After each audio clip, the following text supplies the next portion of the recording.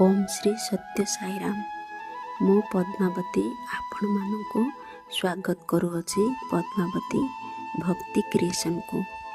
କଥାରେ ଅଛି ଭକ୍ତିରେ ଭଗବାନ। ଆମେ ଯଦି ଭକ୍ତିର ସହିତ ଭଗବାନଙ୍କୁ ଡାକିଥିବା ସେ ଆମକୁ ମୃତ୍ୟୁ ମୁଖରୁ ବି ବଞ୍ଚାଇ ଦେବେ। ଭଗବାନଙ୍କ ନାମରେ କେତେ ଯେ ଶକ୍ତି ଅଛି, ମୁଁ ଆଜି ଆପଣମାନଙ୍କ ନିକଟରେ ସେହି ବିଷୟରେ ବର୍ଣ୍ଣନା କରିବି। ଶବ୍ଦର ପ୍ରଭୂତ ଶକ୍ତି ଅଛି।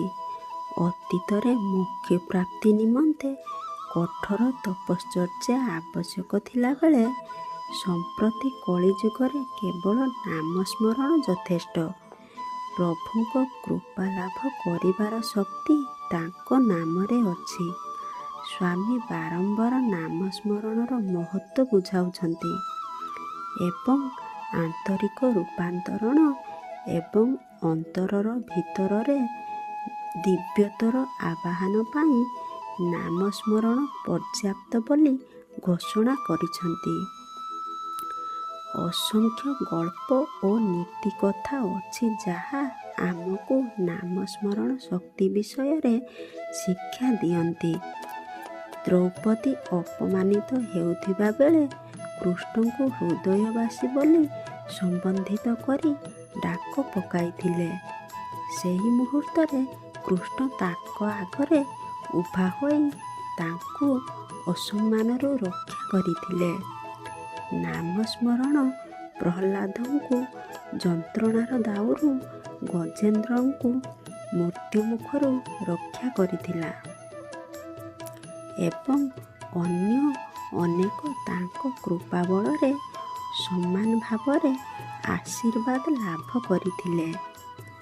ମୁଁ ଏବେ ଗୋଟିଏ ଘଟଣା ବର୍ଣ୍ଣନା କରିବି ଯାହା ମୋ ସ୍ମୃତିରେ ଗଭୀର ଭାବରେ ଖୋଦିତ ହୋଇ ରହିଛି। ମୁଁ 10 ବର୍ଷର ହୋଇଥିଲି ଏବଂ କାରର ଆଗ ସିଟ୍ରେ ଡ୍ରାଇଭର ପାଖରେ ବସିଥିଲି।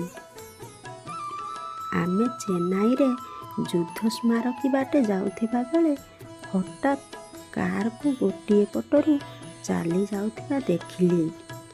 ଡ୍ରାଇଭରକୁ ଚାହିଁବା ବେଳକୁ ସେ ଶୋଇପଡ଼ିଥିବାର ଓ କାର ଉପରୁ ନିୟନ୍ତ୍ରଣ ହରାଇଥିବାର ଦେଖି ମୁଁ ବ୍ୟାକୁଳ ହୋଇଗଲି।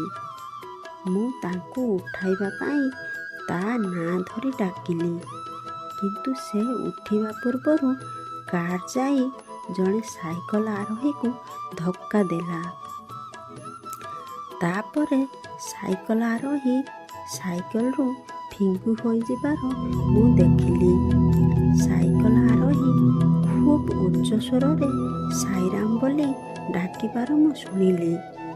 ଏହା ଆମର ପ୍ରିୟ ସ୍ୱାମୀଙ୍କୁ ସୂଚିତ କରିବା ପାଇଁ ବ୍ୟବହୃତ ହେଉଛି ବୋଲି ସେତେବେଳେ ମୁଁ ଜାଣିନଥିଲି।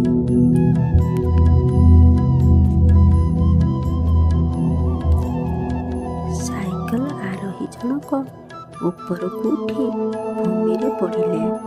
ମୁହୂର୍ତ୍ତକ ପାଇଁ ଆମେ ଭାବିଲୁ ଯେ ସେ ମରିଯାଇଛନ୍ତି। ଏତେବେଳକୁ ଅବଶ୍ୟ ଡ୍ରାଇଭର ବ୍ରେକ୍ ଲଗାଇ ଦେଇଥିଲା। ଆମେ ଦୁହେଁ କାରରୁ ବାହାରିଗଲୁ ଏବଂ ରାସ୍ତାରେ ପଡ଼ିଥିବା ସାଇକେଲ ଆରୋହୀ ପାଖକୁ ଗଲୁ। ଆଶ୍ଚର୍ଯ୍ୟର କଥା ଯେ ସେ ବଳପୂର୍ବକ ସାଇକେଲରୁ ନିକ୍ଷିପ୍ତ ହୋଇଯାଇଥିଲେ ବି ଏବଂ ସାଇକେଲଟି ପୂରାପୂରି ଭାଙ୍ଗି ଯାଇଥିଲେ ବି ଆମେ ତା ଦେହରେ କିଛି ଗୁରୁତର କ୍ଷତ ଦେଖିଲୁ ନାହିଁ। ଯାହା ହେଉ ଆମେ ତାକୁ ଆମ କାରରେ ଏକ ସରକାରୀ ଚିକିତ୍ସାଳୟକୁ ନେଲୁ। ସେଠାରେ ଡାକ୍ତର ତାକୁ ପରୀକ୍ଷା କରି କିଛି କ୍ଷତି ହୋଇନାହିଁ ଓ କିଛି ଚିକିତ୍ସାର ଦରକାର ନାହିଁ ବୋଲି କହିଲେ। ସେ ପୂରାପୂରି ଠିକ୍ ଅଛି ବୋଲି ଜାଣି ଆମକୁ ଉପଶମ ମିଳିଲା। ବାବା ହିଁ ତାକୁ ରକ୍ଷା କରିଥିଲେ ବୋଲି ସାଇକେଲ ଆରୋହୀ କହୁଥିବାର ମୋର ମନେ ଅଛି। ଛୋଟ ପିଲା ଥିବା ଯୋଗୁଁ ସେତେବେଳେ ମୁଁ ବାବାଙ୍କ ବିଷୟରେ ବେଶୀ କିଛି ଜାଣିନଥିଲି, କିନ୍ତୁ ଏହି ଘଟଣା ମୋ ମନ ଉପରେ ଏକ ଦୀର୍ଘସ୍ଥାୟୀ ଛାପ ଛାଡ଼ିଗଲା। ଏବେ ସେହି ଘଟଣାକୁ ସ୍ମରଣ କଲେ ମୋତେ ଲାଗୁଛି ଯେ ସେ ସାଇରାମ ବୋଲି ଡାକିବା ମାତ୍ରେ ସ୍ୱାମୀ ହିଁ ତାକୁ ରକ୍ଷା କରିଥିଲେ। ଏହା ମୋତେ ଭାଗବତର ଅଜାମିଳ ଉପାଖ୍ୟାନ ମନେ ପକାଇ ଦିଏ। ବ୍ରାହ୍ମଣ କୂଳରେ ଜନ୍ମ ହୋଇଥିଲେ ବି ଅଜାମିଳ ପାପ କର୍ମରେ ନିୟୋଜିତ ହୋଇ ତା ଜୀବନକୁ ନଷ୍ଟ କରିଦେଇଥିଲା। ଅବଶ୍ୟ ମୃତ୍ୟୁ ସମୟରେ ସେ ନାରାୟଣ ନାମକ ତା ପୁଅକୁ ଡାକ ପକାଇଲା, ଯାହା ତା ଜୀବନକୁ ଉଦ୍ଧାର କଲା। ସ୍ୱାମୀ ନାମସ୍ମରଣ ବିଷୟରେ ଯାହା ବୁଝାଉଛନ୍ତି ତାହା ହେଉଛି ଯେ ମାଛ କେବଳ ପାଣି ଭିତରେ ଶାନ୍ତିରେ ରହେ, ସେହିପରି ଆମ ଚାରିପଟେ ପ୍ରଭୁଙ୍କ କୃପା ରହିବା ଉଚିତ। ଅବଶ୍ୟ ଏହି କୃପା ପାଇଁ ପାଖ ବାଟ କିଛି ନାହିଁ। ପ୍ରଭୁଙ୍କ ନାମ ସ୍ମରଣ ହିଁ ଏକମାତ୍ର ବାଟ। ଓମ୍ ଶ୍ରୀ ଜୟ ସାଇରାମ।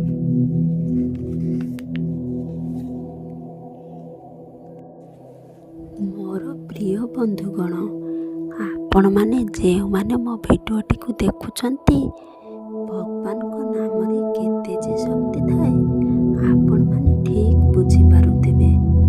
ଆମ୍ଭମାନଙ୍କର ଦୈନନ୍ଦିନ ବ୍ୟସ୍ତବହୁଳ ଜୀବନରେ ଯଦି କିଛି ମୁହୂର୍ତ୍ତ ପାଇଁ ଆମ୍ଭେମାନେ ହୃଦୟରୁ ଭଗବାନଙ୍କୁ ସ୍ମରଣ କରୁଥିବା, ସେ ଆମର ପ୍ରତ୍ୟେକ ଦୁଃଖ ସୁଖରେ ସାଥୀ ହେବେ ଓ ପ୍ରତ୍ୟେକ ବିପଦରୁ ରକ୍ଷା କରିବେ।